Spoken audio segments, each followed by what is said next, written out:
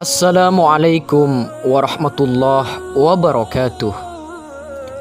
Abu Bakar As-Siddiq radhiyallahu anhu adalah sahabat paling dekat di sisi Rasulullah sallallahu alaihi wasallam. Beliau termasuk golongan orang paling awal memeluk Islam atau as-sabiqunal awwalun.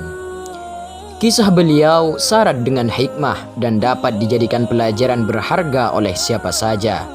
Dalam kitab sejarah Khalifah Abu Bakar As-Siddiq diceritakan sebuah kisah menarik ketika beliau dicela seorang badui di hadapan baginda Rasulullah. Suatu hari Rasulullah Shallallahu Alaihi Wasallam bertamu ke rumah Abu Bakar. Ketika bercengkrama dengan Rasul, tiba-tiba datang seorang Arab badui menemui Abu Bakar dan langsung mencelanya. Kata-kata makian keluar dari mulut orang Arab badui itu. Namun Abu Bakar tidak menghiraukannya. Beliau melanjutkan perbincangan dengan baginda Rasulullah. Melihat hal ini, Rasulullah pun tersenyum. Kemudian orang Arab badui itu kembali memaki Abu Bakar dengan makian yang lebih kasar. Namun dengan keimanan kokoh serta kesabarannya, Abu Bakar tetap membiarkan orang itu. Rasulullah Shallallahu Alaihi Wasallam kembali tersenyum. Semakin marahlah orang badui tersebut. Untuk ketiga kalinya, ia mencerca Abu Bakar dengan kalimat yang lebih menyakitkan. Kali ini, Abu Bakar tidak dapat menahan amarahnya. Beliau pun membalas makian orang badui tersebut dengan makian pula. Terjadilah perang mulut. Seketika itu, Rasulullah beranjak dari tempat duduknya. Nabi meninggalkan Abu Bakar tanpa mengucapkan salam. Melihat hal ini, Abu Bakar tersadar dan menjadi bingung.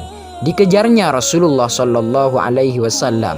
Kemudian Abu Bakar berkata, "Wahai Rasulullah, janganlah Anda biarkan aku dalam kebingungan yang sangat. Jika aku berbuat kesalahan, jelaskan kesalahanku."